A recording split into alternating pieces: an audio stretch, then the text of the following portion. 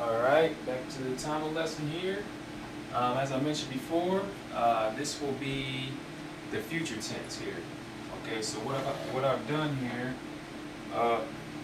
excuse me, what I've done here is, okay, we're going to use two personal pronouns for this example. So we have nan, which is I, nan, and then we have me, which is you, for familiar. So it's pretty much it's an informal way of for saying it's an informal way of saying you. So me and nan, okay, and for the future tense, pretty much what they do is going to be you will see a V or a double P as a suffix, and you're going to see that here in a minute. And the verb we're going to use for these examples is pull. That means pull. That means to go or going or go to go. Okay, pull. All right. So this first example here. What I've done here. Okay, this side is future. This side will be the future tense, and this side here is the present tense. Now the reason I've decided to use the present tense is so you guys can see how it's working at the end, because it's pretty much set up the same as the future tense. So that's why I decided to go ahead and just make this present tense over on this side. So basically what it is for the suffix, let's look at the suffix. For the future tense, or for the present tense, will be ren. Okay, this is for nan, ren, I. So nan po ren. Nan po ren. I am going. Okay, so this is the suffix here. Ren. Ren. Okay. Ren. So that ren will be the present tense for I. Now about the second person, you. Ni porre. Ni porre. And you have re here. Okay, that's re. Okay, it's your present tense for the second person. So you can see the difference. So you have ren here for I, and then re for you. Okay. Now let's jump over to the future tense. When you want to put something in the future tense, all you want to do is change the suffix to a V or a double P. Now, I can say up here double P or V. So nan po van, I will go.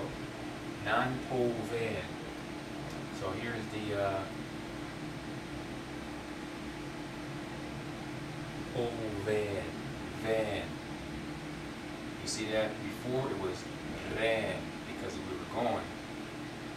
Okay, or we're going, and now we're going to go, so it'll be van. So the V here makes it to the future tense. Same here. Ni po ve. Ni po ve. So ve again for your future tense. Okay, po ve for you. Now this double P here is kind of tricky. Now they didn't really in this first chapter, first dialogue, they didn't really explain thoroughly about using the double P. They didn't really explain it. But what I've done here, I just want to make an example to show you guys how it works. I mean, it works pretty much the same as the other ones. Pretty much the same as the other ones. But there's certainly a rule. There's certainly some rule that applies to this, but we're not going to focus on that right now. We just want to know the basic. We just want to know the basic of the future tense. We know if we see a double P or V when we read something, that's going to be a future tense, a present tense. We know that. Okay, we want to know that. Now, it's going to come up again later on. It's going to come up again later on during my study, so I'll make a video in the future more on this future tense stuff. But this pretty much is basic stuff for the first chapter. It's pretty basic future tenses. But this example I use here, quel, that means to ask. You ask someone something. Okay, so what we have here, I didn't put the present tense for this, but this is the future tense for ask. So I am going to ask will be que pen, que pen. Forgot the E. Que pen, que pen. All right, que pen. I am going to ask. And as you can see, you have this P here. You have your double P. Alright? Que pen. Que pen. And for the second person, you will be que pe. Que pe. Again, double P here. So, like I said, don't worry about the double P for now, but just at least we know now that when we see this P here, it's going to be a future tense. We're dealing with future tense, okay, and the V. So there's definitely a rule for certain words, but we'll get to that later.